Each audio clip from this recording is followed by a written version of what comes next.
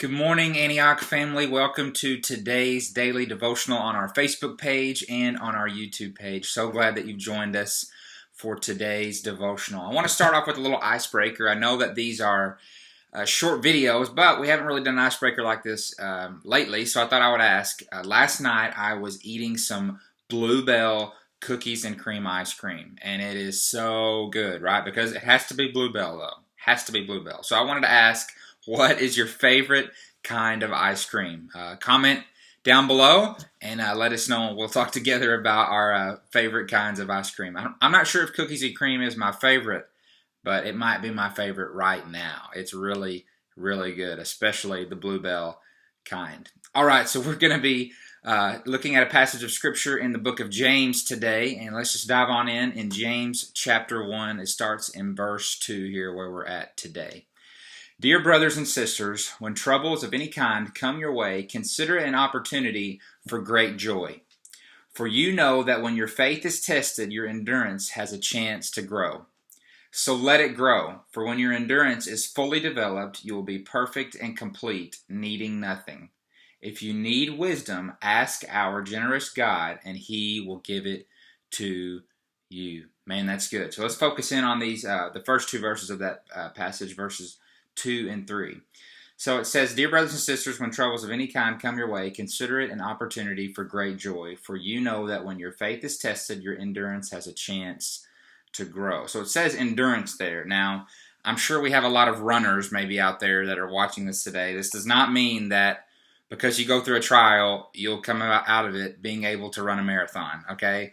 I wish I could. I'm not in that kind of shape. That would be nice. But that's not what James is speaking about here. James is speaking about the ability to hold fast in the middle of a trial. The more that we go through trials and testing and we choose to cling to Christ in those times, that means that our ability to withstand the great pressure of the testings and trials of this life is easier because we've grown spiritually. Our testings and trials that we go through are opportunities to cling to God and to grow our trust in Him, grow our relationship with Him. Only good things can come out of that. Yes, in the middle of the storm, we may face the deepest and darkest times we've ever imagined. We may lose things on this earth, but ultimately we are able to gain great trust in God and faith in the Lord that He will bring us out of that deep, dark valley. Verse 4, it says, So let it grow, for when your endurance is fully developed, you will be perfect and complete. Let it grow. Cling to the Lord. Let the growing process happen. Don't fight it. These trials, that's what they're for. They're for us to grow our relationship with Him. Now, it says perfect, you'll be made perfect and complete. Now, that doesn't mean that we're without sin anymore, right? We know that our sin nature will always be there. What it means is that once we've gone through these trials and we've grown spiritually, that we will be spiritually mature. We've grown so much that we're able to withstand more, we're able to hold fast longer in the midst of great pressures that this life brings. I remember there's a Christian comedian that he said that the average life on earth was like this. It was like this kind of roller coaster. But the Christian life, this is the type of roller coaster of a life it is. It's like this. With deep and dark valleys, right? When we've become perfect and complete, as it says here, or spiritually mature, which is the real meaning there, it brings about greater Christian character traits. We're more stable in the suffering, more stable in the trial, more stable in the testing. Now, verse 5, if you need wisdom, ask our generous God, and He will give it to you. Look, it doesn't matter what we face. James is telling us, not a, only in this certain scenario. No, he's saying go and ask for wisdom.